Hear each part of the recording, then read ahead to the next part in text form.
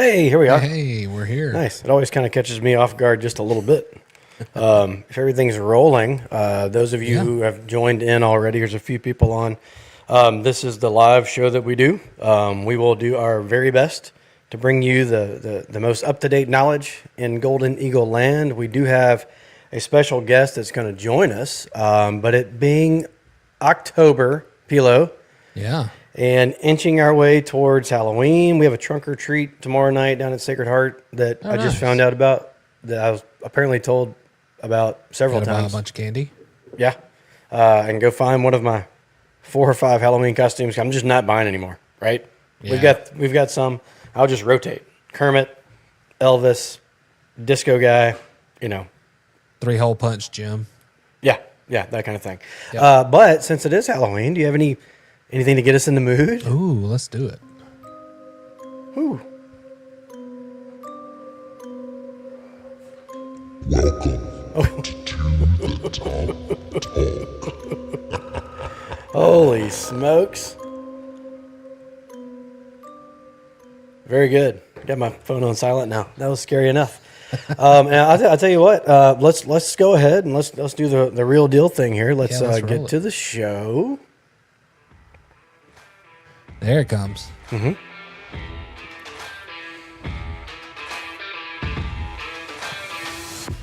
Welcome to the Top Talk.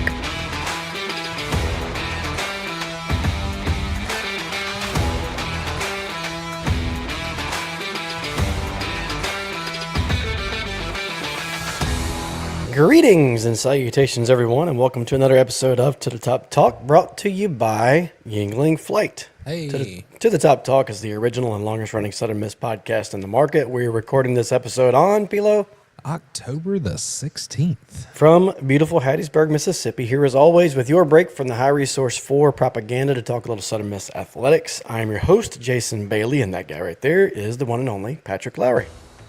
Hey. Glad to be here, man. Yeah. I'm in a good Yeah, it mood, is. and I didn't play golf today, believe it or not. But I think I'm playing tomorrow. Ooh, very nice. Maybe. Well, it's a good Maybe thing we that's why I'm caught in a you. chipper mood. Yeah, just before the round. That's right. We'll see. After the round is hit or miss. Let's Yeah. just is. All depending. Today's episode is brought to you by Yingling Flight. Yingling Flight is a premium light beer brewed by DG Yingling & Son Incorporated, the oldest brewery in America. 95 calories, only 2.6 grams of carbs, 4.2% ABV per 12-ounce serving. Crisp, clean, refreshing taste, now available in 12-ounce slim cans and screw-top 16-ounce pints. Pick yourself up some Yingling Flight today. So this is the live. If you want to get in here and use your voice, Pilo, let them know how to do that. Yeah, we got lots of folks already coming into the live. I see a lot of people in the space there. If you guys want to kind of make yourself heard and you want to speak, just join over on the Twitter space, request to speak, and we'll get you going. Very good. So what happened since the last time we recorded? A bunch of stuff, really. We had our first Thursday night football game in quite a while, and got that dub. So that was good. Men's golf was back in action up in Little Rock. The soccer team got beat again. Men's tennis with a good showing at the ITA Southern Regionals. And baseball was back at it over at the Pete with all of the fall scrimmages. Volleyball was back in action as well. I went to Boston, Yep. visited with the DOB and the family up there. It was awesome. I walked a ton and rode the T. I know how to do that now. If you ever need any tea advice. I'll tell you what, not great. Getting on right there downtown at like Quincy Market on the day of the Boston College Clemson game. I mean, It's a little bit of a cluster. I get a little claustrophobic. Yeah. Like the last time I went in for an MRI, didn't go well. I had to call an audible. So I'm just sitting in there on like a 40-minute ride. Whew, boy, it was tough. Anyway, topics for tonight's show, and then we'll get right into our guest. But this guy will be able to speak to that a lot. But the topics that you might want to hit on, the Georgia Southern game. Where do you come out on that? It was a pretty good effort. Can you figure out why our defense gives up a lot of points? I think we're really, really good. right? We live in the backfield. We're like fourth in the country or whatever in interceptions or turnovers, and yet we just still give up a ton of points. Maybe we just can't figure out how to win from ahead. Maybe we don't have that kind of, I don't know. Yeah, tell of two halves for sure. The football game in Lafayette this weekend. Are you going to be there? What are your expectations for that? What's your score prediction? Baseball scrimmages rolling. Have you been out there to the Pete yet? Who stands out in your mind? Who are some of the newcomers? The Morrison guy, right, from South Al. Yep. Looks like a stud. There's a handful of them. Golf's got a big tournament coming up on the coast. Looking good so far this year. Are we a golf school? I don't know. Are you going to make it down to Falling Oak to watch that? Or Fallen Oak? When I'm out there, it's Falling Oak. It's not currently falling. Let's go ahead and get to our guest. If you want to go ahead and buzz him in, we've have this guy on a few times per year, it seems. He's synonymous with Southern Miss ESPN Plus broadcast, calls all the women's basketball games on the radio.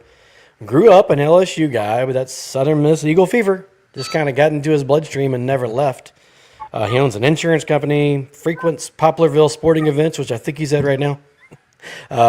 Works the land with a tractor, enjoys a good cup of coffee, is the current sideline reporter for USM football, loves to fish, has an amazing family, and is one of the happiest guys I know. Welcome to the show, Jason Baker. Hey. Man, what an introduction. But I got to tell you, Bump, you're the second best expert of the tea in Boston, man. That I experienced it a couple of summers ago. I became a tea expert. Down the orange line or the red line or the blue line, and It gets a little funky when it breaks off. man, what a great city Boston, Massachusetts is, man. I Old. will be back. So old, in a good way. I'll tell you this: when we got back, so part of our journey took us to Fenway Park. We toured it because the Sox, got put out. And I doubt we could have got tickets anyway, but we toured Fenway. And when we got back, I asked Jack, my son, my 9-year-old, what was your favorite part? And Fenway was like third on his list. I'm like, I don't, I didn't how I saw that going. But he's like, the cemeteries were great, right? Then the Illusion Museum got second place there, and Fenway came in third. Nothing wrong with that. Yeah. I mean, Well- through the lens of a 9-year-old. I expect That's right. Yeah, no doubt. So, Bake, how are you, and how's the fam? Good, man. Locked in the middle of football season. I'm on what would be football game number 3 for this week for me. This is one of 3.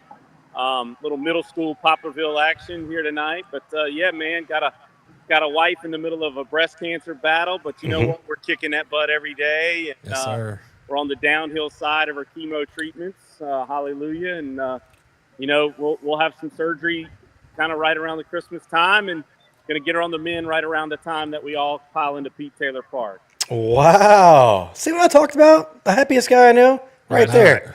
But Bake, in all seriousness, I mean, we're from Golden Eagle Nation, from To the Top Talk specifically. I mean, we're praying for you daily. Yeah. And you guys got this, man. Just go kick that cancer ass. We will. We appreciate you guys. Y'all do that so much. So you're at a Poplarville Hornets game right now? Locked in. Just finished. Hornets just got done. 38-22 winners over West Harrison.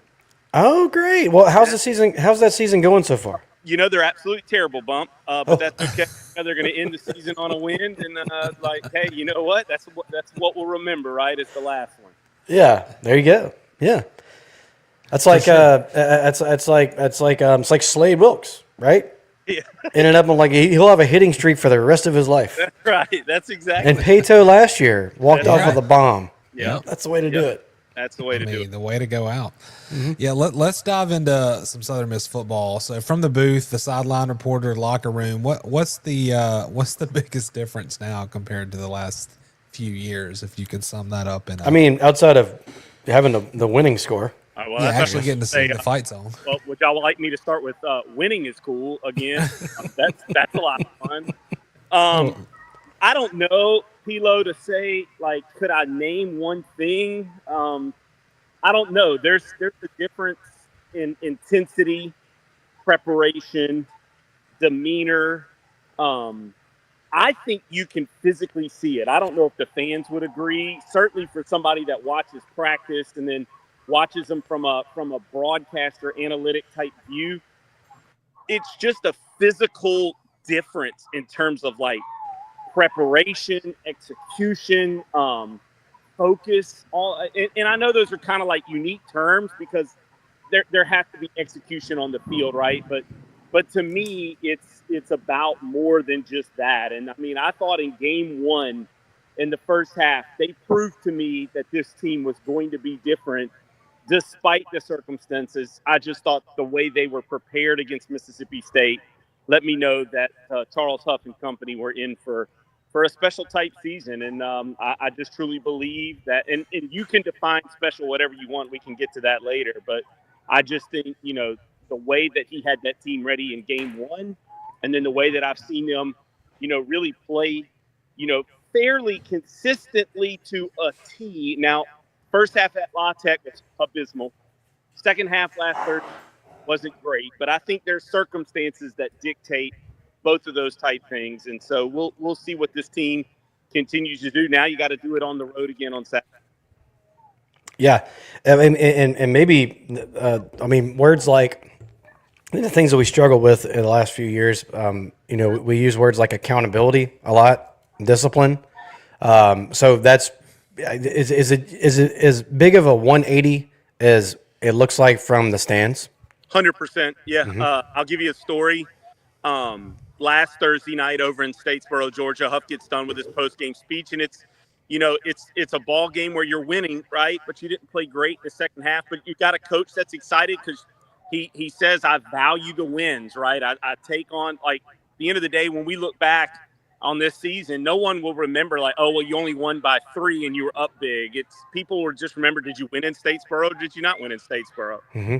So Huff finishes his speech, and at the end of his speech, he's completely done.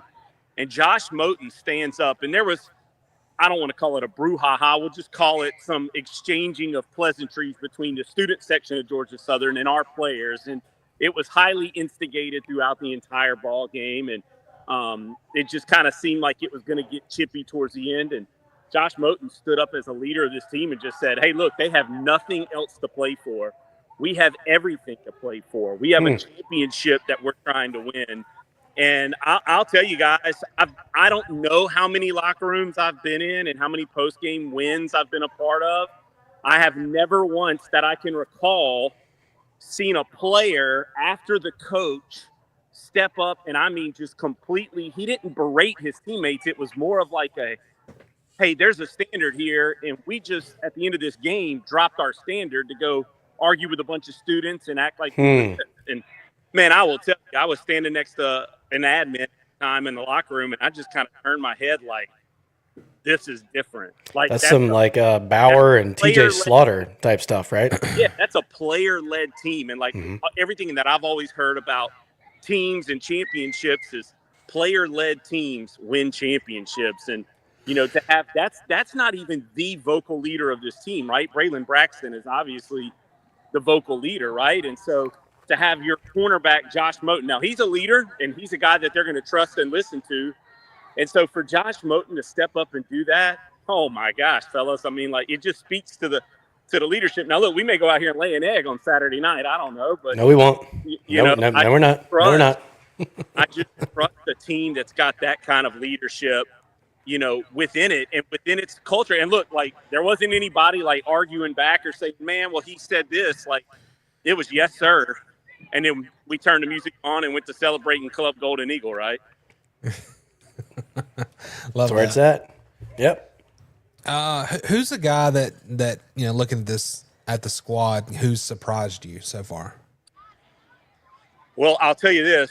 I did not know Jamon Tapp was what he is. That is a next level kid, fellas. Yeah. Like, that is a second, third round type body. I mean, he is freakish. I mean, in a player. And then I'll tell you, man, Anthony Richard Jr. is an absolute ball hawk. Now, I heard Coach Huff kind of beat him up in the press conference this week, just talking about, hey, you might lead the country in PBUs, but that does nothing for us. But I will tell you, man, he's a guy getting tested. You've got probably a third, fifth round grade corner on the other side in Moten. So, like, everyone is tested. Right. Anthony Richard Jr., right? So, like, this dude's getting probably 3x the number of opportunities that Josh Moten is getting. In my opinion, he's playing just fantastic. He's had a couple INTs already this season. He's very physical. I absolutely love the way he plays cornerback in Jason Seymour's system. And so that's two guys. I thought Mike Montgomery would be really special. I thought Chris Jones had a chance to be special. I thought the defensive line was going to be really good. But, man, I had no idea Jamon Tapp and Anthony Richard Jr. would be quite the players that they are. Now, look, I agree with everything you just said. Now, I almost like watching our defense play more than our offense, it seems. Like going back to those Bauer years. Why do we give up so many points? I think it's I'll use an adage that Austin Davis has used in our broadcast a little bit. So we're a team of rhythm, tempo. Blake Anderson's offense is very rhythmic base. And so we've built ourselves a couple of leads this season, and then we've taken ourselves off the gas, right? Mm-hmm. And for right reason. Like, there's ways to go win football games without having to continue to put your pedal to the metal and do it the way that built that lead. And you just try to get the hay in the barn and get on the bus and get your dub and get out of there. And so I truly believe it kind of correlates, right? When the offense takes the foot off the throttle, I don't think it's a defense that's quite as intense and flying around. And I will tell you, to me, this defense, when they are really successful, are ultra aggressive. Like, I do not like us sitting back playing fundamentally tight, sound defense with everything in front of us. I like us being the aggressor. I like us blitzing. I like us bringing pressure. I like Jamon Tapp, ears pinned back. I just think for us, we are so good up front that we can affect these offenses and have. I mean, I think we're leading the conference in sacks, leading them in INTs, leading them in takeaways. Yeah. To me, that's when this defense is successful, just wreaking absolute havoc. And so when you tell a defense, okay, hey, we've got this lead, we're going to play base, right? Then all of a sudden, that's hard to turn the switch back on when you have to. And that's what Austin's always told me about Blake's offense. That's the one caveat to being a rhythmic type offense and trying to go out there and score a bunch of points and then take your foot off the throttle. Then when the game gets close and you got to put it back into the throttle, it's kind of hard to do. Right? Kind of hard to get yourself back mentally, sharp and ready to kind of get back into it and say, all right, guys, now we're going to turn it on, right? So that's my theory on it, Bump. I get we don't like it, but, at the end of the day, we won the game. Yeah, I mean, the end result, that's great, but it's just kind of weird when I'm talking with somebody like, hey, how's your season going? And I get to talking about all these defensive guys, and they're like, well, didn't you just win 38-35? I'm like, yeah. Well, so, and that's just kind of how it goes. But well, I'll say this. I'm not necessarily not in the same boat as you, Bump. I mean, to be honest with you, I think I trust our defense as much as I trust our offense. Yeah.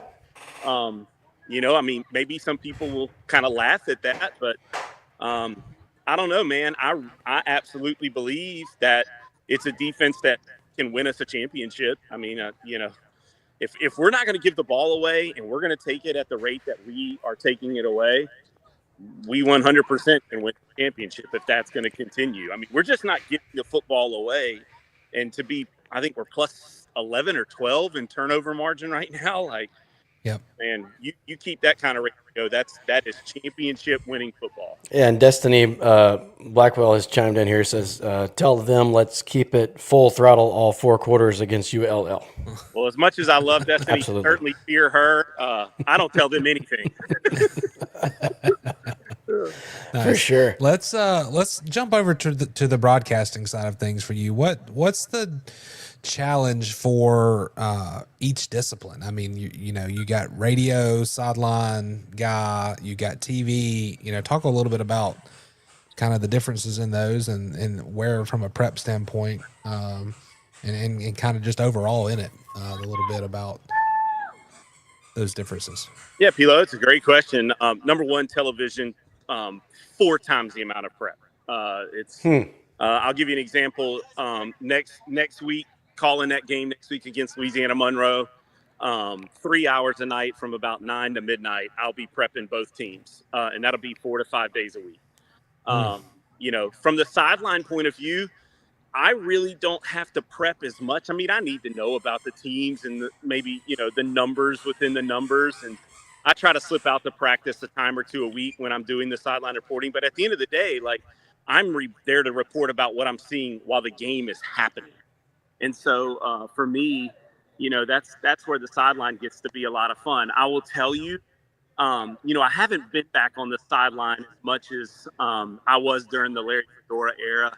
It has been just awesome. I cannot lie. Like It is great being down there for it's sure. an absolute blast to be down there watching these guys fly around, strike each other, and be completely reminded on why the good Lord did not bless me to play at this level. Because if Jamon Tapp hit me one time in my life, that would be the end of my life. And I'm fully reminded of that every time I get on the sidelines.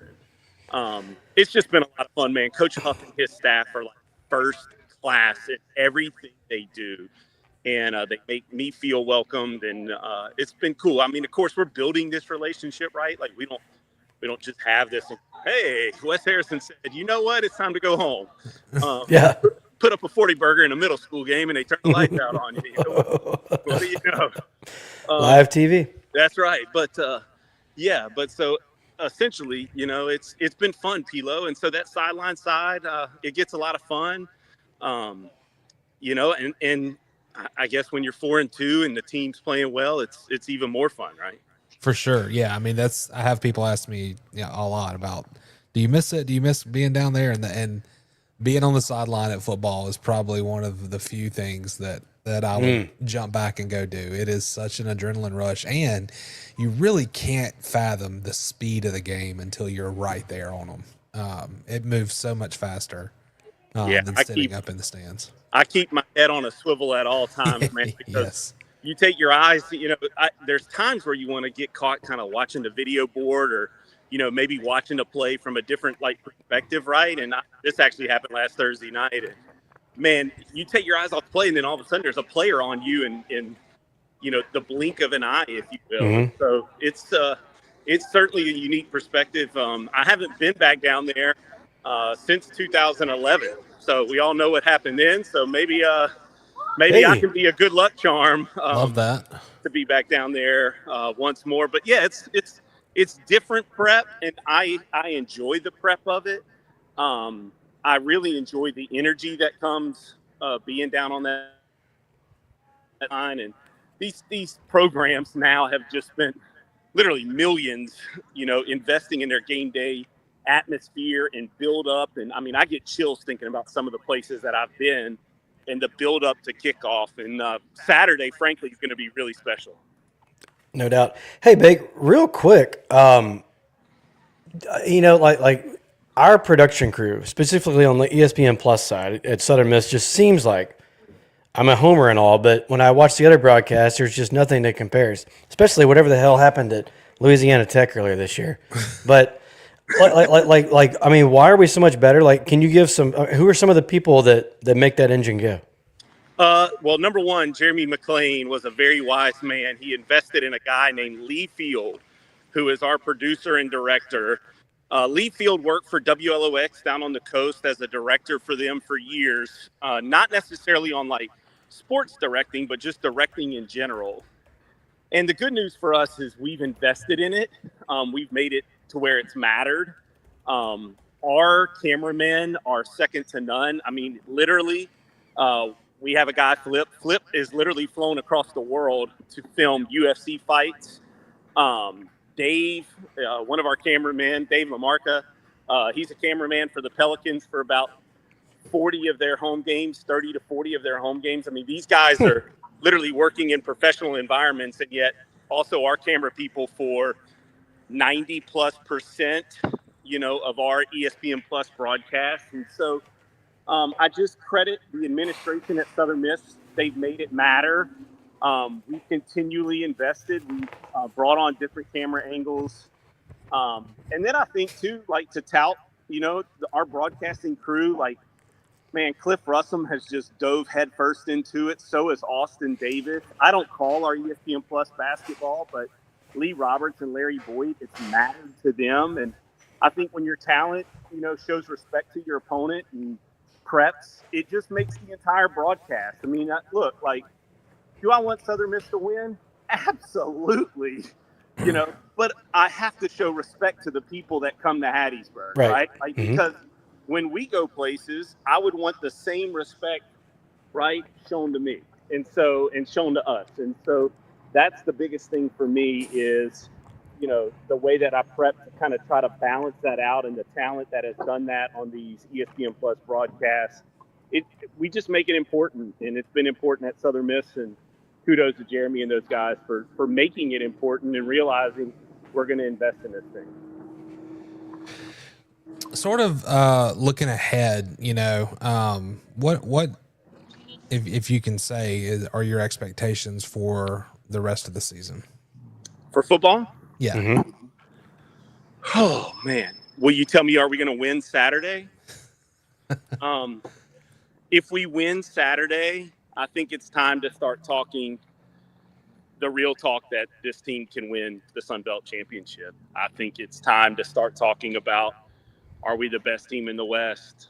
I just believe that. I think Saturday, back-to-back road games in a place that, frankly, is a rivalry, in a place that I believe, there's going to be a lot of intensity from them. I have seen a lot of talk, a lot of chatter from them that this is their revenge game. And I guess it's because we got a bunch of Marshall people and they think, well, we're going to play Marshall. And so honestly, I'm almost inspecting one of those intense moments, intense games that if you get the win on the road, it could truly just catapult you going forward. And so if you tell me we're going to win Saturday, then I'll tell you that I think the talk for this team really be chip caliber. Sure. And well, historically, this for Southern Miss is the stub your toe game. Just throughout the history of Southern Miss football, you could probably say that about most of the sports, but football in particular, through the years, there's a game. The season you're talking about, right? The UAB game. Don't talk about it. Let's hope that doesn't happen. Too soon. But this is. It's got all the makeups of that kind of game, right? And I think I go back to the very first comment that Pilo asked me about what's the change, what's the difference. I said it's preparation. It showed in game one. I think for us, that's where you have to trust this staff. I think that's where you have to trust this team. It's a veteran team, y'all. This isn't we're not out there trying to win a Sun Belt championship with a bunch of freshmen and sophomores, right? We're out there trying to win a championship with, frankly, a lot of players that impacted a team a year ago that won this championship. So, sure, I truly believe that's where we have to put our trust and our hope that this team is going to be ready, for a second consecutive road game in a tough environment, in an intense environment, in a rivalry game. And sometimes, look, I will tell you this, and some coaches may call me crazy, but I often believe there's something about going on the road that can get your intensity up.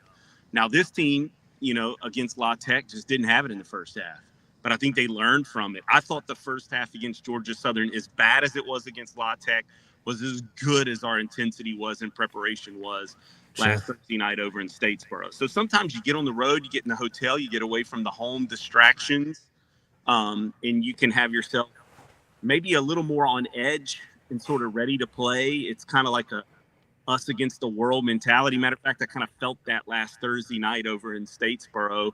They were talking just so much noise to these guys about, what they did to Marshall a year ago. And it's humorous to me. Yes, there's a lot of Marshall transfers on this roster, but y'all, we're not Marshall. There's other impactful players on this team, and many of them, still have an edge about them that they're trying to prove something. And so it's not like we just cloned ourselves into who we were, who Marshall was a year ago. And so some of that stuff to me just kind of puts us even more on edge and ready to play. And I'm sure we're going to endure a lot of that Saturday night. I don't look for the Cajuns to roll out the hospitality by no means to this football team Saturday afternoon. Maybe a little boudin, but that's about it. Man, I hope I find some of that at that stadium. I can't lie, Phil. Yeah, no doubt. Big, can you do you got a couple more minutes? We're gonna just do a little game show segment here that we like to call quick hitters, and we'll get you on your merry way. Pilo, hit the music. Here we go. and start us off. Yeah. And these, yeah, how this goes. Favorite Southern Miss tradition. Ooh. Something to love, something to do, something to hope for from John Cox. How about that? Hey, that's a great answer. If you were not in the booth or on the sideline, where would you sit at the Rock? Right alongside my wife. I don't know what section that is, though. Wherever she sits. Great answer. Another great answer. Let's see. Most underrated stadium atmosphere in the Sun Belt. Ooh. Oh, man. Georgia. What's that? Georgia, yeah, they were. No, that they had a good atmosphere, man. They had it rocking last Thursday night over there. Georgia. Oh, yeah. Yeah, you I cut noticed out that there as well. just briefly, but I think we got you. Yeah. Well, I'll switch it. And what's the most overrated stadium atmosphere in the Sun Belt? And why is it Troy? I'll go South Alabama for 1,000. How about that? All right. I love that answer. I don't know. Let's see. Stadiums, the little put together aluminum stadiums just aren't my Yes. vibe, I'm honest. I think they ordered it on Amazon. Your favorite coach and player to interview from this year's team? Ooh, right now? Gosh, Pilo, that's a tough question. Mike Montgomery would be the player. Yeah. And honestly, man, Charles Huff's been fantastic. Yep. Yeah. Describe Southern Miss fans in one word.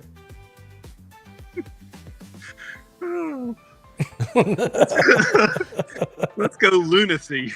Yes, we'll take it. That checks out.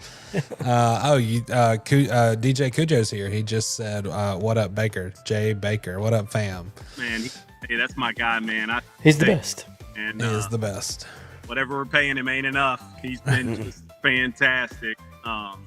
He really has, man. He brings a great vibe, and I love him.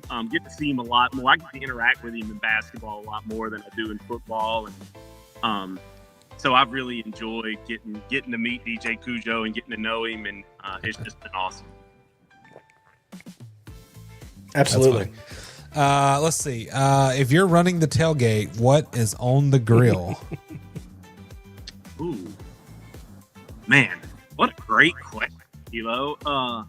Let's go some Bambi bites, which is like deer backstrap wrapped around some jalapenos and cream cheese. And bacon. Man, I love that. Man, seared medium rare. Yeah. Ooh, God, That what or an like answer. I like the duck bites like that too. Get a little duck. Oh Yeah, man, love any of that.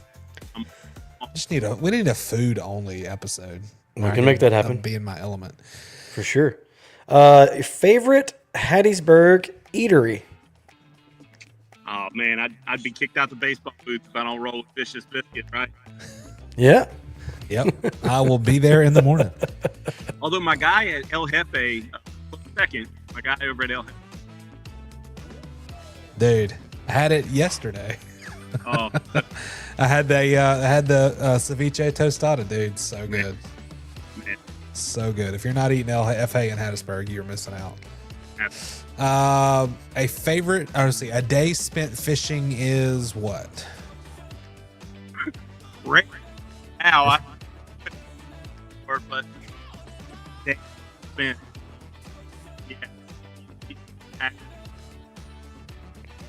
free time summer in Venice, Louisiana, 3 years in a row, one of the largest rodeos in South Louisiana. So I can talk the talk with where we're headed this weekend. So that's a home away from home, Venice, Louisiana for me. Perfect. A couple more bacon. We'll get you out of here. Talking about fishing. In a perfect world, you can go fishing and bring any 4 people that you want. Who's in the boat? Oh man. Any 4 people that I could take fishing. Mm-hmm. So I have a son who is obsessed with fishing, so I would have Jackson with me. Mm-hmm. And then let's roll with Tiger Woods. Ooh. Great. And, you know what? I would actually take Charles Huff fishing. I haven't got to talk to Coach Huff Oh. much about his personal life at all. So I don't even know if he likes fishing. I bet he would go in with a game plan. And he would certainly be super intense. Yeah. So Yeah. I would love to take him fishing and figure out, kind of what's he like away from the football scene, because that's all I've gotten to see so far and gotten to know. But those questions are coming one day. I'll wait for maybe a celebratory moment, championship, cigars outside a locker room and hugging each other, and I'll ask him some more personal type questions. Awesome. And last one, this is one we ask a lot of folks on the pod. You can only keep 3 apps on your phone. Everything else has to go, and they have to be downloaded apps. What 3 are you keeping? So I've been prepared for this question for many years. Let's go Twitter. X. Yep. Mm-hmm. Let's go. I'm really turned into a nice podcaster. Let's go with podcast. And then I'm a absolutely weather, just like aficionado. And Yes. so I would go Weatherbug, which is my favorite weather app. Okay. I didn't know that about you. That's Very nice. I feel the same way. That's Perfect. Bake, man, that was above and beyond. So we asked Bake to come do this, and I think he kind of forgot that he was supposed to be at this game. And instead of tapping out, he's like, I'll just do it from the stands. So that's what kind of guy that Baker is.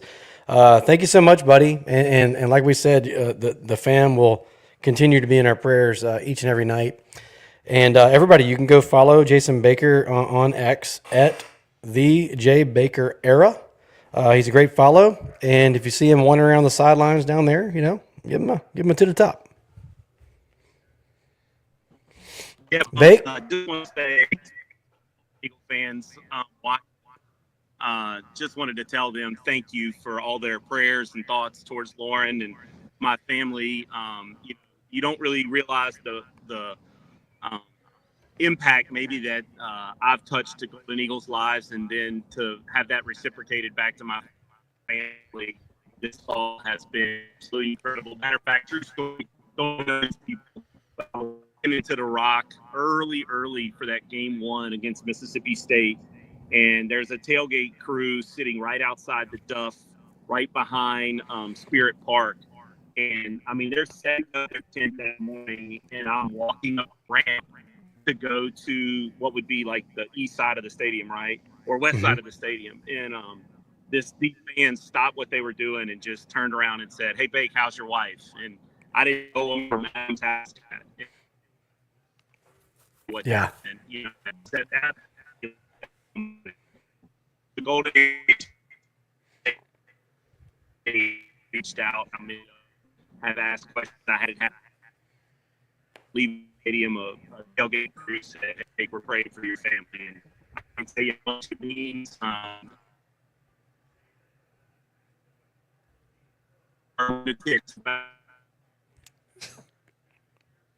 Bake. Hey, Bake, you're cutting out pretty good. What all But to my family. Yes. Hey, well, look, continued. On the back is the West Hair bump. I'm not sure you found this. No problem, buddy. Hey, Baker, thank you so much for joining us, and we'll see you soon, okay? There he goes. All right. Well, we got the gist of it right there, right? Just basically thank you for all the thoughts and prayers and some true Southern hospitality, Southern Miss hospitality right there as he is walking into the Rock to do a football game from a tailgate crew there. So great. That was awesome. I'm glad that he showed up and showed out and gave us a little bit of insight there. Very good questions on your part, Pilo, too. Thank you very much for that. Real quick, PSA for my wife, Katie Bailey is the fundraising chair for Sacred Heart PTO, and they are looking for sponsorships for the Sacred Heart 5K and the fun run on December 6th.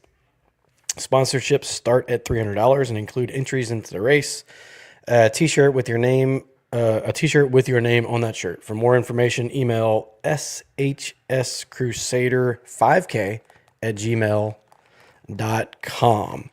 And this is the live edition of the podcast. You know, we've just been doing these lives for a little while, 3 or 4 times in a row, it seems like, Pilo. Yep.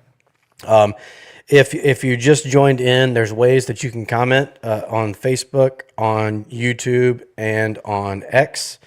And if you want to participate with your voice, you have to go to the X space, which is a little bit different than watching it on X, but you go to the X space and then you can request. You throw up your hand or something there, Pilo, and Pilo gets the notification and he buzzes you right through and you can talk about whatever you want to talk about. That being said, we're talking a lot of football tonight, obviously. Southern Miss football team is in great shape. 4-2, and more importantly, 2-0 in the Sun Belt Conference. Had a 38-35 victory that got really way too close for comfort there late, but versus Georgia Southern. But we came out with the W there after nearly giving it away. 7-7 after quarter one. Then Southern Miss 21 unanswered in Q2 for a 28-7 lead at the half. Then Georgia Southern just pours it on. They have 14 in the third, 14 in the fourth. USM squeaks out with a win. So that's good. We'll take it. And by the way, thank goodness for the first ever field goal for Wilbanks, a 42-yarder with a little over 10 minutes remaining. True freshman. Which proved to be the difference. So good on you, kid. That's some clutch genes right there. But we did get that win done. Pilo, we have a series of stats here. You want to hit some of the highlights and we'll see how the game went? Yeah, for sure. And you know, my take on that is obviously it was definitely like I said earlier, a tale of two halves. But I think Bake hit on really a great point there, talking about kind of our rhythm on offense and kind of maybe why we're seeing that a little bit on defense. But I know that I know that it probably left a bad taste in a lot of people's mouth, but at the same time, it feels really good to be almost disappointed in a win. We haven't felt that in a long time. So we'll take a W. First downs for Georgia Southern, they had 24, we had 25. We held them to only 82 yards rushing. They did have 3 rushing touchdowns. Our rushing yards, we had 184. We also had 3 rushing touchdowns. Let's see. Each team had 2 passing touchdowns. Total offense shook out to 395 for Georgia Southern and 421 for the Eagles.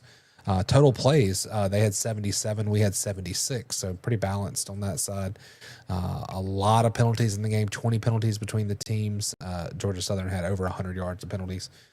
Let's see. Time of possession was pretty even as well, 29-30, 29:03 to 30:57.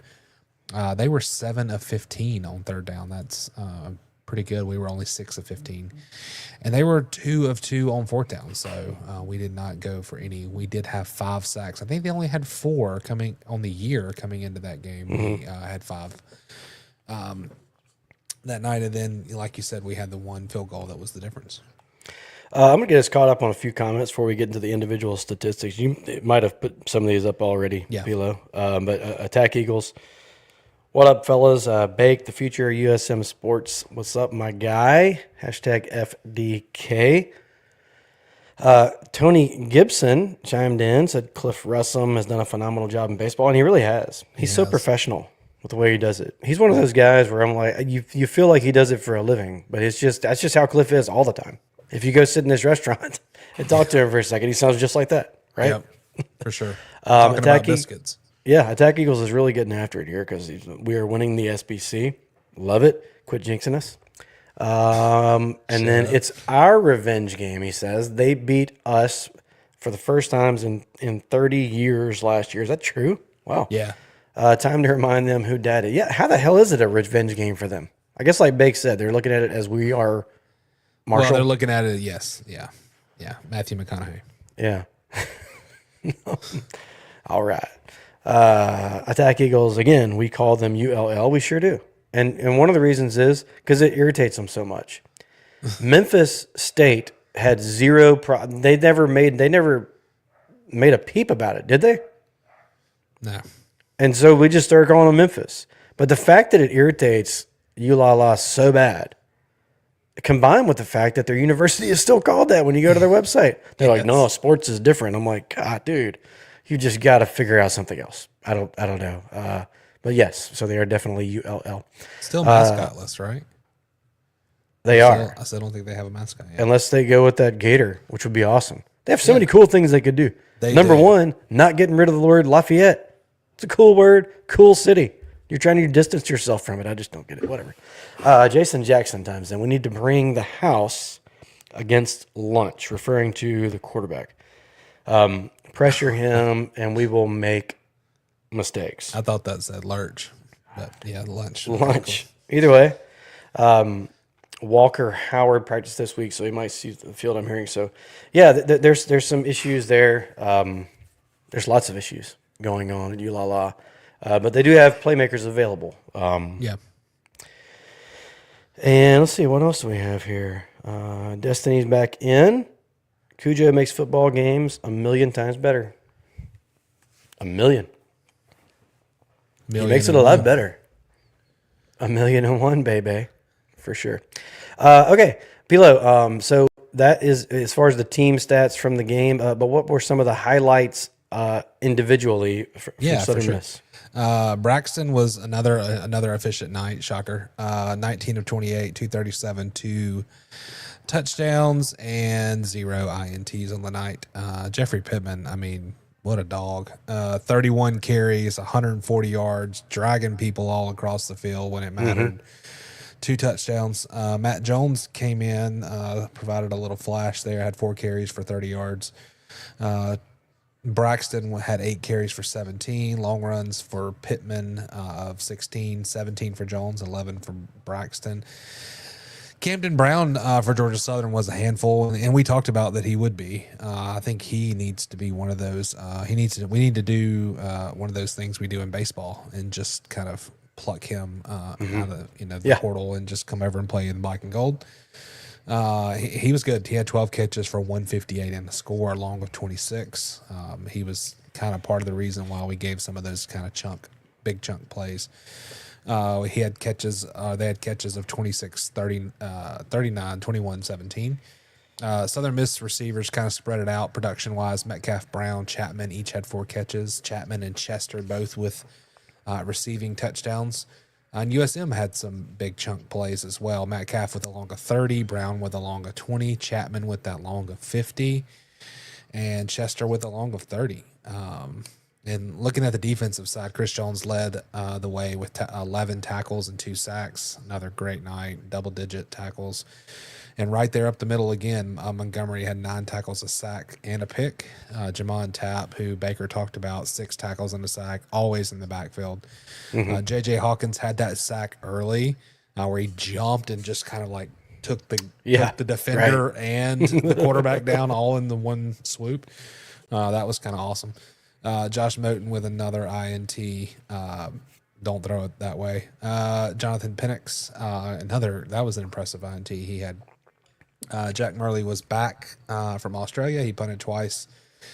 And like we said, Creighton Wilbanks comes in as a true freshman and makes that kick and made all 5 extra points as well. So kudos. Very good. Update on the Sun Belt Conference football standings. As it sits right now, the East Division led by James Madison at 3-0. Coastal Carolina at 2-1, App State 1-1, Old Dominion 1-1, Marshall 1-1, then Georgia Southern and Georgia State both winless. They play each other this week, so that's going to change. Okay, good. Who you taking? Probably Southern. Yeah, probably so. In the West Division, hey, Southern Miss, right? They put us on the top. To the top. We are to the top of something other than baseball. It's great.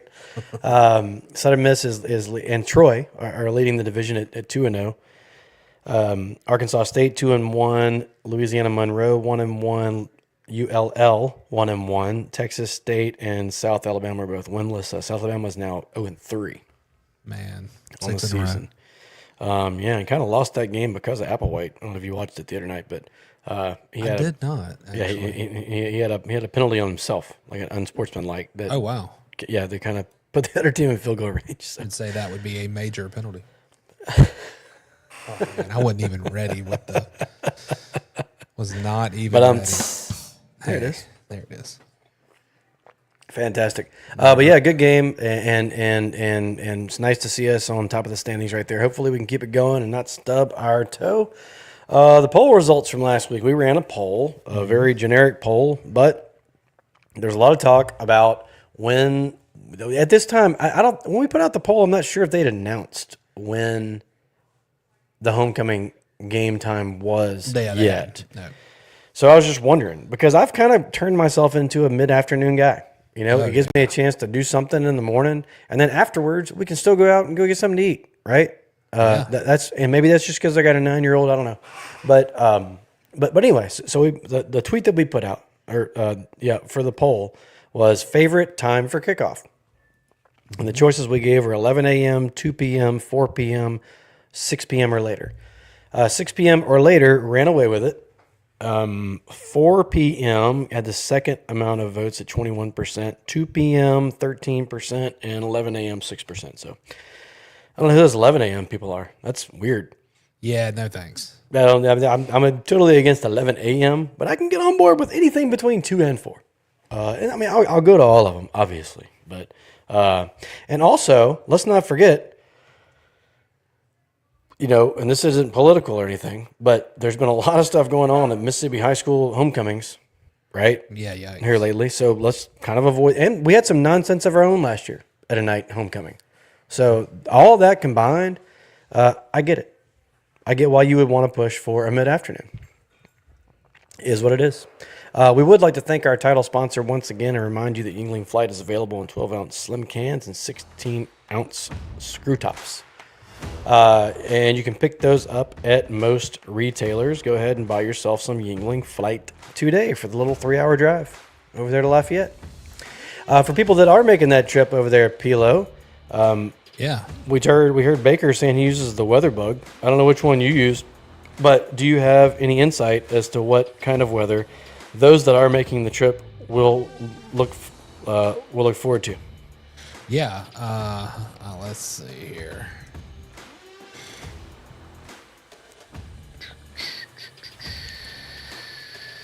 Let's see. I'm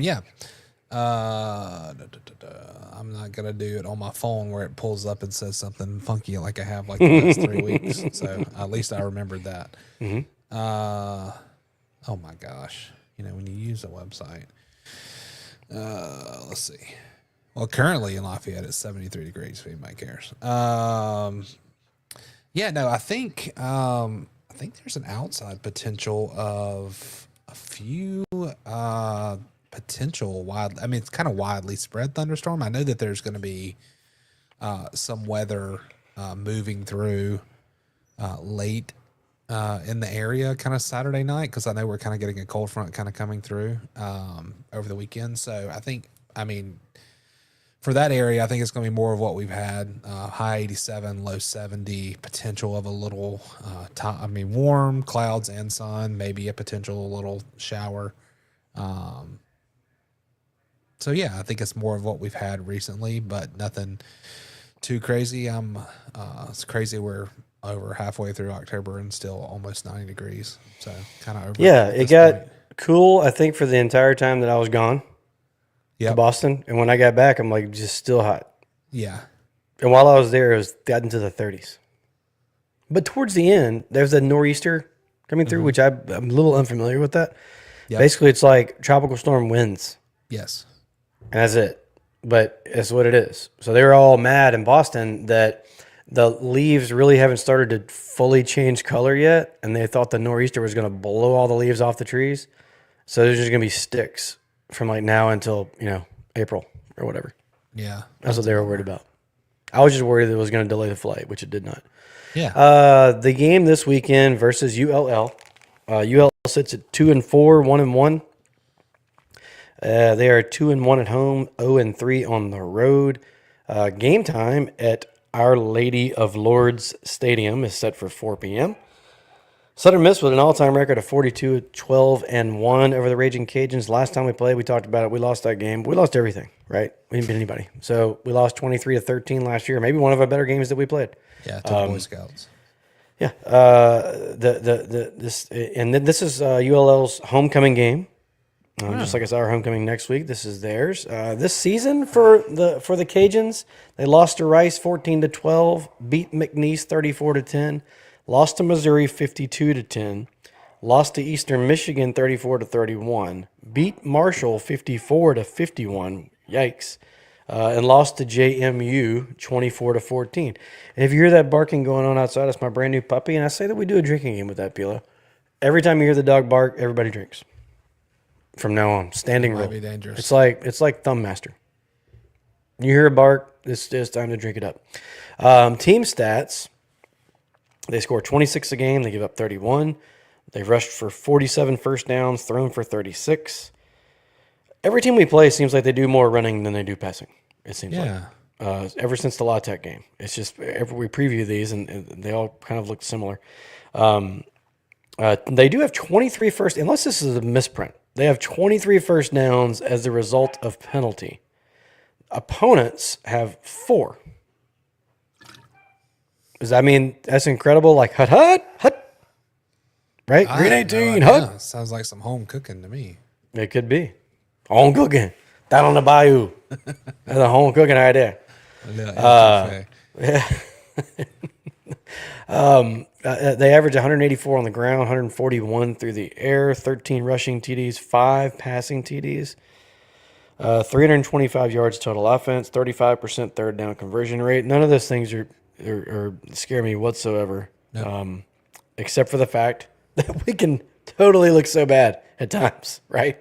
It's like we can look good for 90% of the game, but that 10% we don't. We give up a butt ton of points. So let's not do that. Individually, who to look out for?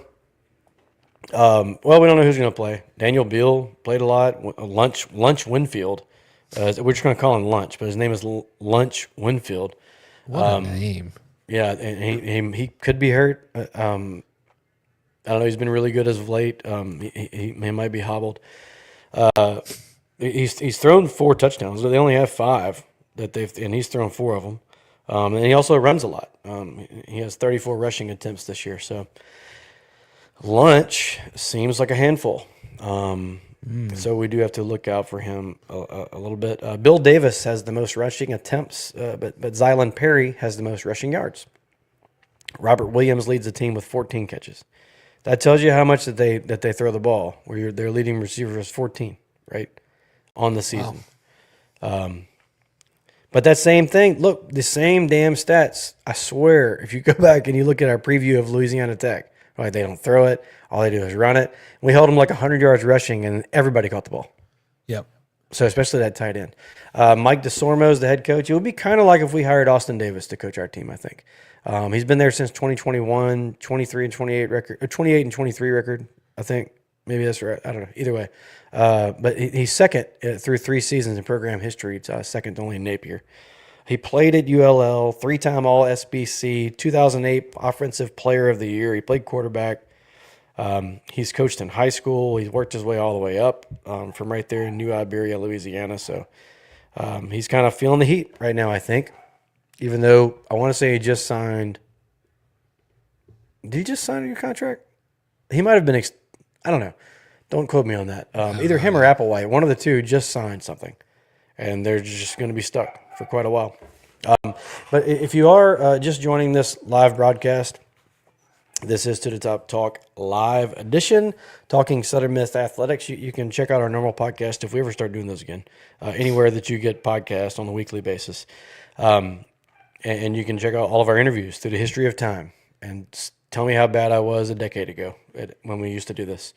Tweet of the week, Pilo. Do you want to go ahead and maybe give us some tweet of the week music and then read it out? Yeah, sure. Let's go back with the scary music. This comes. Do we have the voice? Oh, should I do that? I don't know. Probably not. Comes from WPMCGEE, who goes Patrick McGee, of course. The cool one. I made that dramatic. Yeah, the cool one. He had a tweet says, with 14 league members in 10 weekends, the Sun Belt baseball schedule is a math problem, and I don't have a perfect solution. And if he can't figure it out, I'm not sure who can. But in a top-heavy league, you gotta You got to have your biggest brands play on more than 4 times every 7 years. So, Yeah, and what he's referring to is the baseball schedule with because Coastal Carolina's baseball schedule came out and we're not on it. yeah, they don't want this smoke. That's the deal. But you remember last year we literally didn't play until the very last game of the conference tournament. Yep. And then we don't play. It's crazy. So it's a perfect. It doesn't make any sense. That's just you have to just make some adjustments or make some concessions to how you normally do it. I don't know. You have to figure out how to get. If you're trying to build a league, build a brand of a league, we've kind of got it. It's just the best 2 teams in that league don't play. I just don't get it. I'm with him 1,000%. Yep. For sure. Let's see here.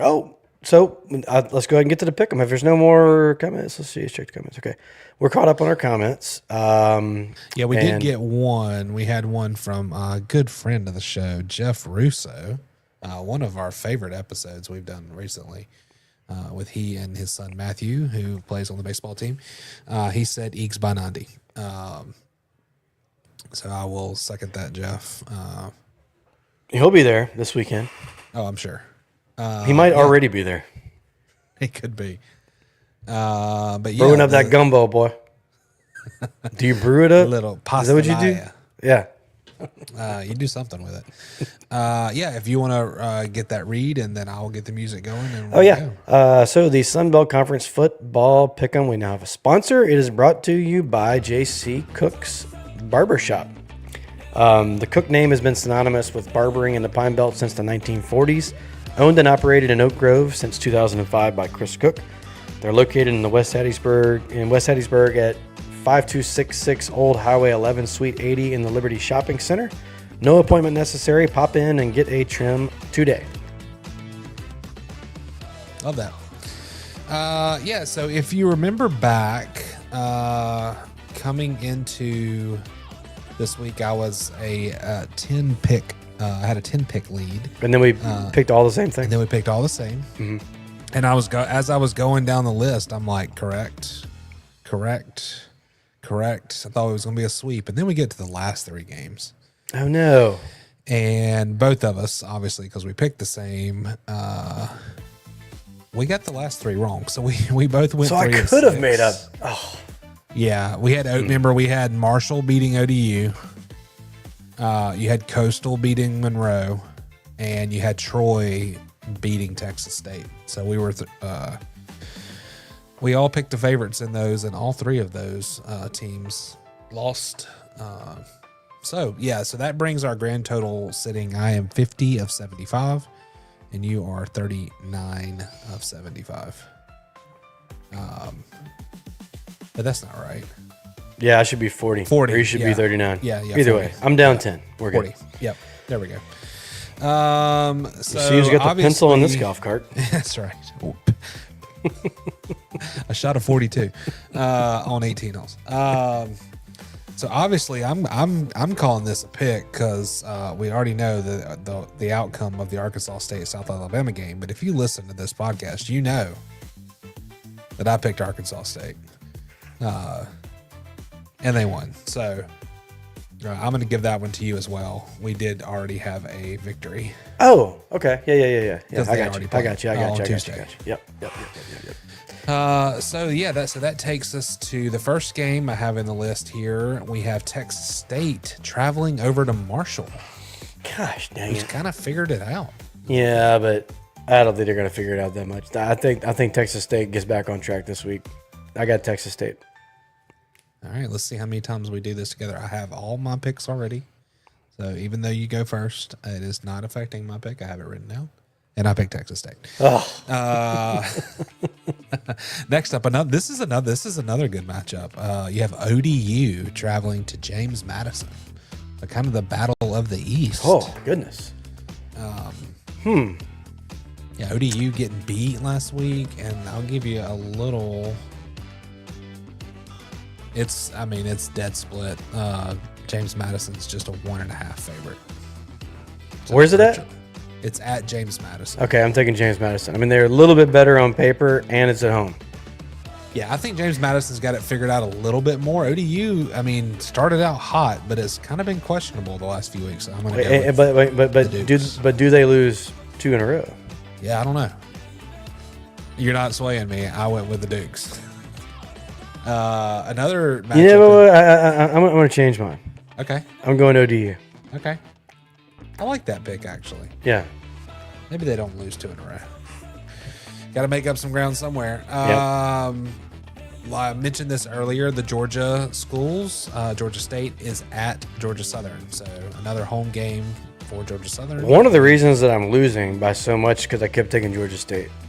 So I'm taking Georgia Southern. I mean, we just saw them play. Yeah. They've got some ability.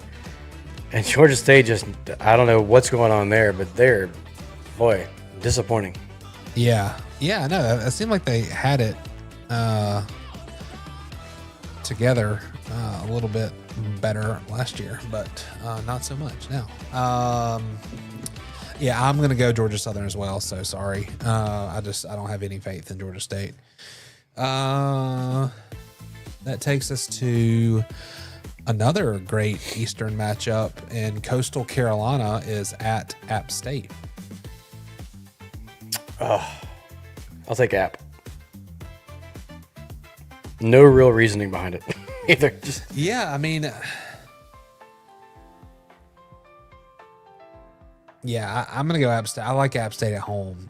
If it was at Coastal, I would go Coastal because they seem to be trending the right direction after a little interesting start. But no, I have the App State. I have App State down.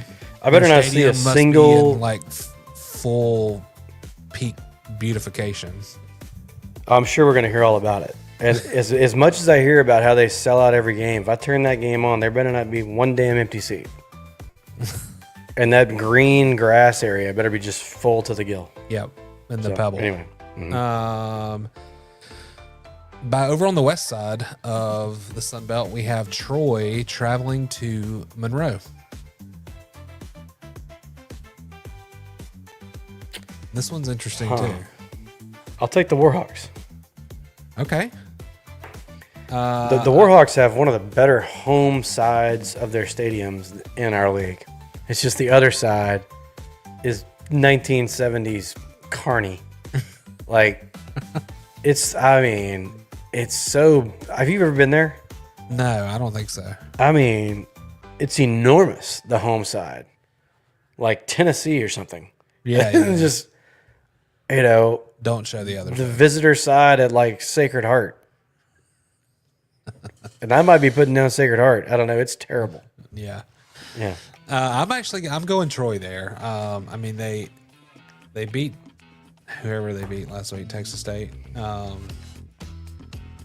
think Troy's going to win. I think that Yeah. ULM's got a shot, and I have to make up some ground somewhere. Yeah. So Yeah, no, that's fair. And that brings us to the last game. Well, I'm going to take Southern Miss just because, I mean, the only time I don't is when we're absolutely horrible. We're anything but horrible. In fact, I'll take it a step further. I don't think there's a way that we can get beat by a lot.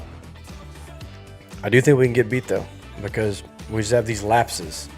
Yeah. You saw that. I heard those chunk plays you were talking about earlier. The good thing is we can do it on the other side, too. I love the guy we got leading us in Braxton. I love our pieces. We don't seem to have any attitudes. We do have some brain farts, and I can't explain it. But that's not happening this week. Southern Miss. Yep. And what do you want to go ahead and give me your score? Oh, okay. Or I can do mine first. I'll give you the over-under. It's at 54.5.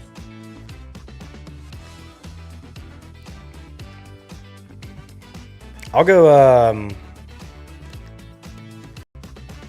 35-18. Ooh, man, we're kind of close. I am obviously going Eags. I'm going to stick with my number that I like so much this season. I'm going to go 31-17 and Okay. take the under. I think we hold them. 31-17? Yep, 31-17, Gotcha. and I got you at 35-18, and that wraps it up for our SBC Pick'em. Good deal. And again, remember the SBC football pick'em is brought to you by JC Cook's Barbershop. If you go, tell them that To the Top Talk sent you. Get trimmed up and looking your best for game day at the Rock for homecoming. Yeah. If you're ever going to do it, go ahead and homecome it up. Makes sense to me, anyway. Yeah, it sounded great. Yeah. Before we get to other news, Pilo, To the Top Talk merchandise. I got one of these hoodies on, these thin hoodies on right here. They're really nice. Tell people how they can go do this. Yeah, so jump over to any of our social profiles, anywhere we are on social media. Click that Linktree link, and you'll find a link to the merch. Or if you just like to put in the full URL, you can go to bonfire.com/store/to the top talk. And it's starting to cool down eventually. I think by Sunday, the low in Hattiesburg is like 49. And so we're getting some cool weather early into next week. I know it heats back up, but I know if you go to the website, you'll see a lot of like t-shirts with the designs, but in there you can select not a t-shirt. So you can select a crew neck or a hoodie or something, or a long sleeve. And sorry to yes, interrupt I you, see but that. Kuzio just chimed in with any homecoming request. Ooh.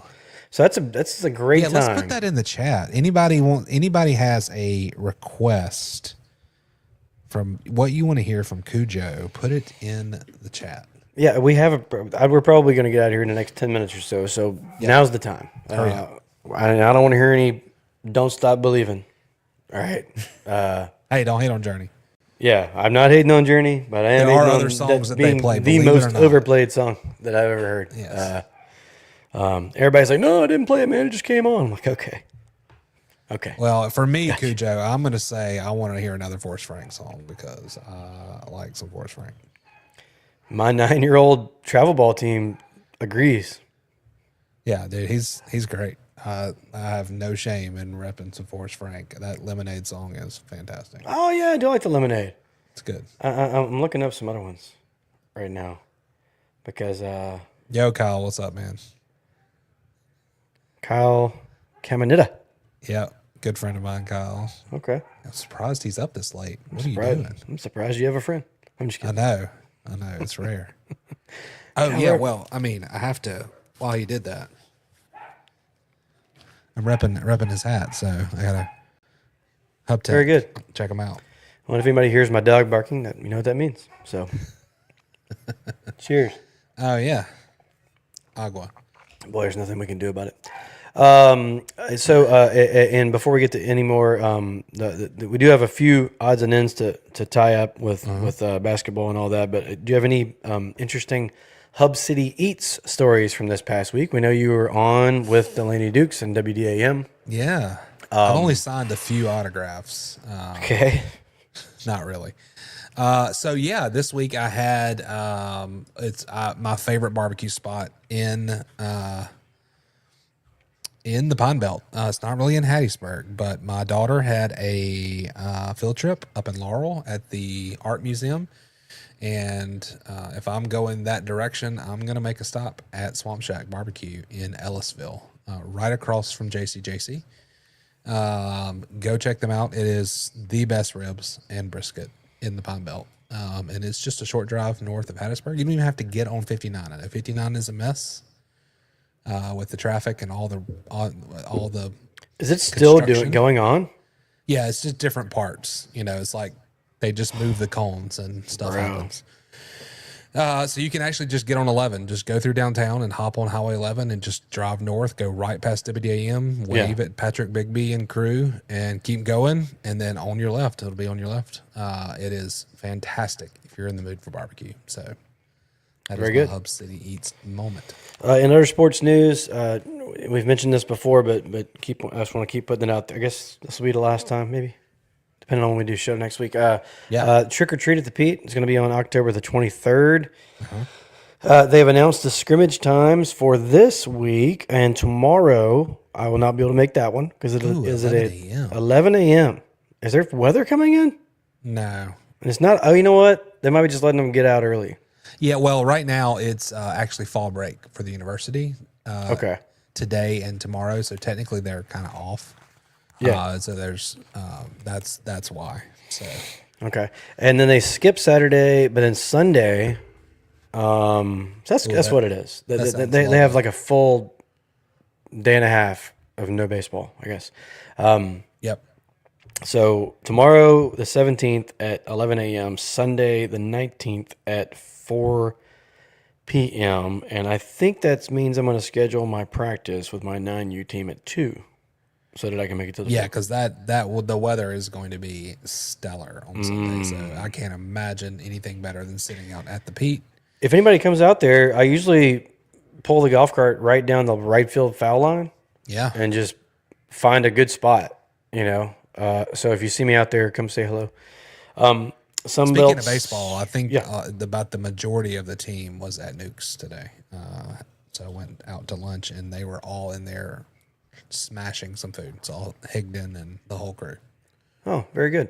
I saw them at Sacred Heart this week. They were in the drop off line, car drop off line. So, in softball news, there's no word on the games against the JUCOs that we had last week that we reported on. I don't know why, but coming up this week, October 22nd, or coming up soon, October 22nd, we play William Carey at 5. We play Meridian Community College on the 24th at 5, and we play PRCC October 28th at 5 p.m. So there are 3 opportunities to go over there and see what Natalie Poole and the coaching staff has going on. Yep. A few things to talk about with basketball. Of course, there's an exhibition game. Yep. Cujo chimed in. Make sure everybody knows that.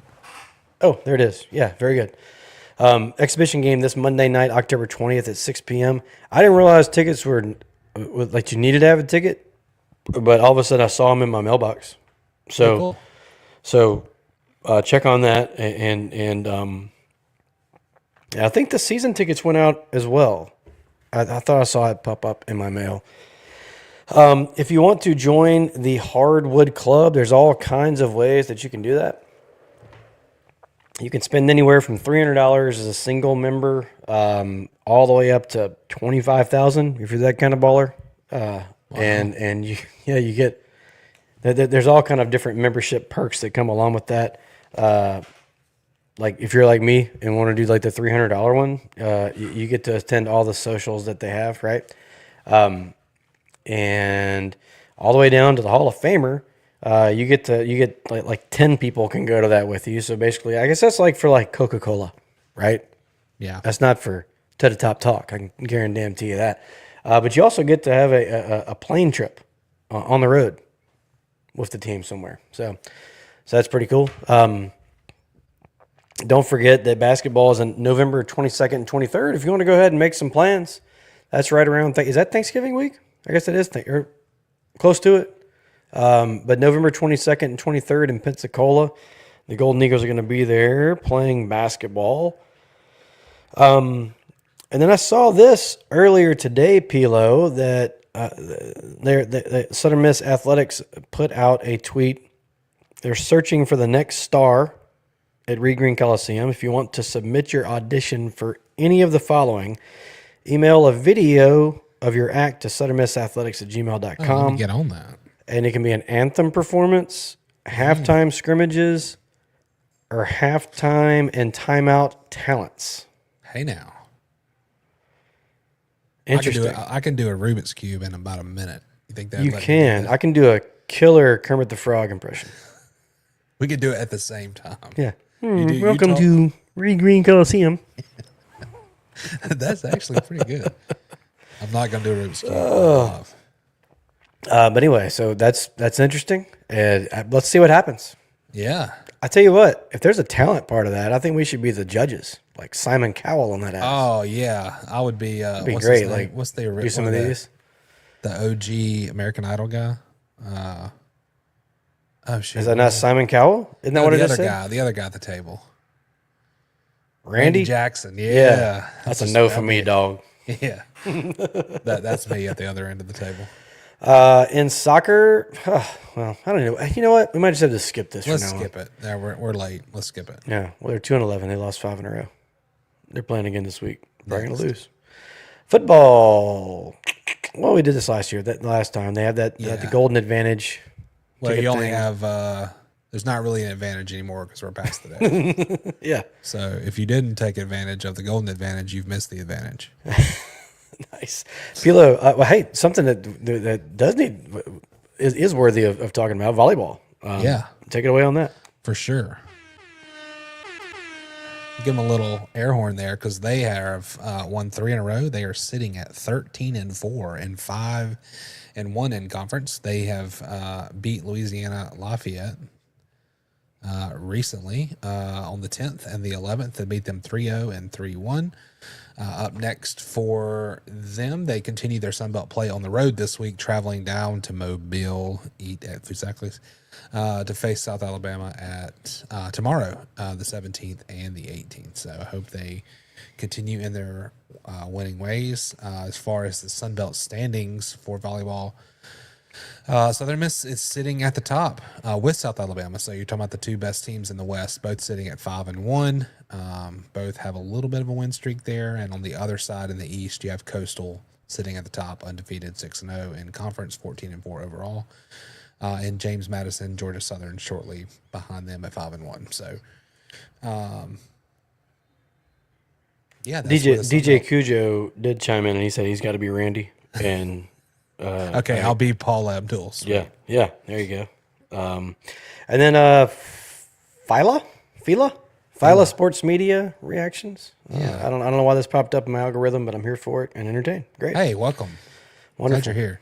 Okay, so we're tennis. A couple more things here. Tennis made it to the round of 16 in both doubles and singles at the ITA Southern Regional Championships.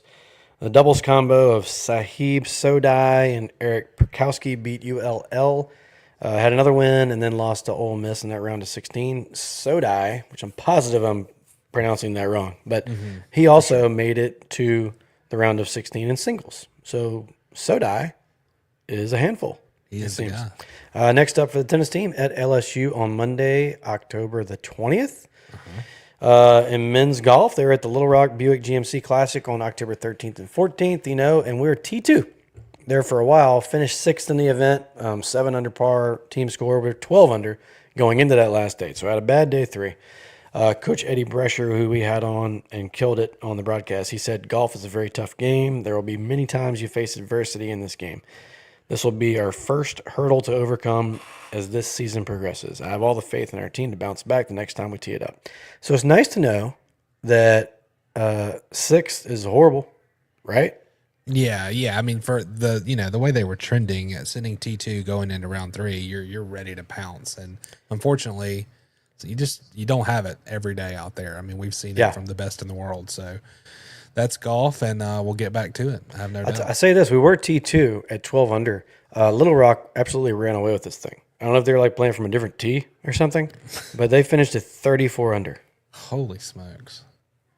I mean, I guess it is their home course, but I can't do that on a putt like at all. yeah, no shot. But if Southern Miss does just shoot even par on that day 3, it's a podium finish. So that's it's again, golf team is trending in the right direction for sure. And next up for the golf, it's the tournament of all tournaments. Golf's largest tailgate party is how they're billing it. I really want to go try to make some of this. Yeah, that'd be awesome. October 18th through the 20th. So that's Saturday, Sunday, Monday. Is that right? Yeah, Saturday, Sunday, Monday. Yep. Watch America's next top golfers compete in this year's NCAA event. Free and family friendly. Food trucks, concessions, football on the Jumbotron. Hopefully Southern Miss football. But teams that are in it, I doubt it's Southern Miss football. Alabama plays in this. Arkansas is in it. Georgia is in it. Illinois. Iowa. Help me out with some of these below. Mississippi State. LSU, State, Ole Miss, South Carolina, Tennessee, UNLV, the Eagles, and Wisconsin. Yeah. So it's a loaded field. I think that's Chattanooga back there on the other side too. Okay, good. The Fighting Paul Apians. That's right. In women's golf, they play on the 20th. They're competing in a tournament called the Alley, hosted by Mississippi State in West Point, Mississippi, the 20th through the 22nd. M Club Hall of Fame tickets are now on sale. It's November Have they 14th at Southern announced Oaks. the folks? They did today, but I didn't jot it Okay. down. We got plenty of time. Yeah. I'm just curious. Yeah. I'll find it. Stay tuned. October 23rd, I'm sorry. You can join the To the Top Collective at Bourbon on Front in downtown Hattiesburg. So it's kind of like a homecoming celebration, or at least the week of celebration. They're going to have a bourbon release, right?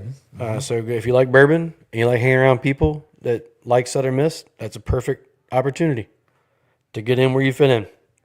And that is it. I know we went a little long, Pilo. Thanks for hanging in there with us. Do you have any shout-outs on the way out the door? Yeah, I do. Man, I'm really trying to find this M Club. Oh. Okay, here we go. Yep. Let's see here. 717. This is. Maybe they have it. I don't think this is. I think this is from the last. Yeah, I think that's last time. All right. Anyway, yeah, shout outs. Here we go. We are live. So first off, I wanted to give, I know I've done this for the last couple of weeks, but it was my wife's birthday on Tuesday. I mean, you're laying it on pretty thick with the I wife's have to. birthday. Yeah. You know, she told me we were celebrating all month. But no, I shout out to her. I want to give a shout out to my son Palmer. He has his first flag football game coming up this weekend at Temple. The next several weekends at 9 a.m., which I can't think of. If you're going to play like a youth sport, 9 a.m. on a Saturday is a great time because you know, an hour, knock it out. Weather should be great. A little coffee, a little rocking chair. It's going to be wonderful. So shout out Palmer. It's going to be entertaining at the least. I hope we score one time. Want to give a shout out to a good friend of mine, Forrest Dungan. He this past weekend we had it's the guys that I go to church with. We had a retreat kind of thing over at his family's lake house, and it was incredible. As you know, if you're around Hattiesburg this weekend, the weather was this past weekend. It was insane. And so just to be outside and get to soak that up and me getting the opportunity to fish some was fantastic. So shout out to his family for hosting us. And it was such a great time. And then last shout out was Kyle that popped in earlier. And I want to give a shout out to him and Hub Tech and Easy VoIP. So he is killing it. If you're looking for any phones or websites or anything technical, he is your guy. And so shout out to him. Very good. I got a few shout outs myself. Number one, John Carter Sanner, son of Kelly Sanner. He's been hired by the Chicago White Sox as a minor league pitching coach. Wow. You know who his first pitching lesson ever was from, Pilo? I would say somebody on this live that's not. And I didn't teach him anything at all, but he still thinks that I did. And but anyway, no, he's a good dude, man. He's bounced around. He's worked all kind of places. He's been at a junior college down in the middle of Florida, down there for the last few years. And man, he's a pro now, right? So congrats, John Carter. Awesome. And I want some gear and tickets. Whenever. Anyway, shout out to Tucker Stockman. He opened the door for us in that car line I was telling you about at Sacred Heart. There's a few other guys there. I think Dre Barrett and Seth Smith were there. I wasn't expecting it. I'm just pulling up, and the only time we ever go through car line is when we're running late, right? Otherwise, I walk him in because there's going to be a time that comes in the not-too-distant future where he's not going to want me to walk him in. And I don't want to look back and be like, I didn't take every single advantage of being able to do that. That being said, it's harder and harder and harder to get his ass out of the door in the mornings. So we're having to go through car line. And as we're coming through there 2 minutes before the bell, I was like, are those Parrot Head jerseys? Right? So shout out to them. Shout out to Jackson Needham. He plays on my 9U team. He's our ace. He had a birthday this week. He's got a birthday party on Saturday. They are sleeping outside for a sleepover with sleeping bags on a trampoline. That sounds like a great time. Yeah, I'm so glad it's not here. It's great. Also, my dad has a birthday this Sunday. Hey, I think lots of that this October marks birthdays. the third year 3 after his heart failure. Yeah. Still kicking, baby. Love it. Still playing golf. Can still beat me. So, shout out to my dad, Wayne. And Bacon Lauren, right? And the whole for fam sure. there. But shout out to Lauren for obvious reasons. Shout out to Bake for, I mean, coming through tonight from the stands, and then the car killing ride. it. Yeah. Just pro's pro. So thank you. And thank you for everybody for listening in also.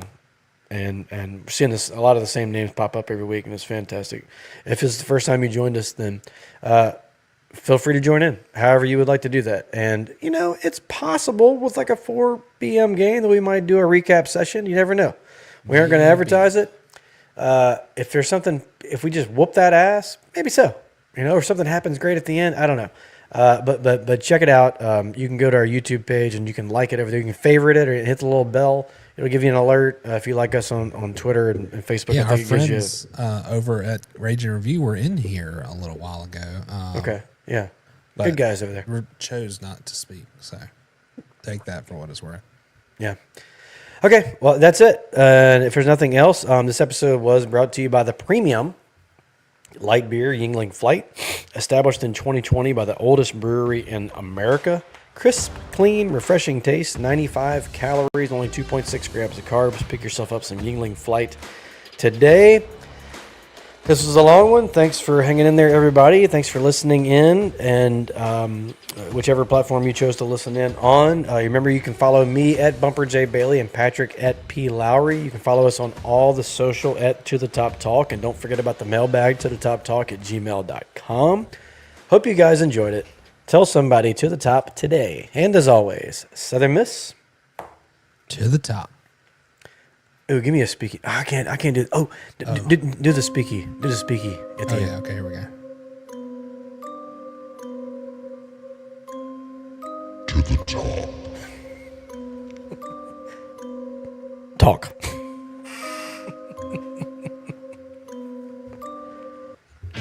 There we go. There it is. Oh, check out this Matt Warner card I got today. He signed it, and it says Southern Miss in the years that he played. Whoa. How cool is that? Wow. Very It was nice. numbered number 1, first on print out of 15. Look at you. I know. You're in a good mood. Yep. I love Fantastic. Matt Warner baseball cards. Yeah, you're going to hit it in the water on number 1. Bye. See ya. Here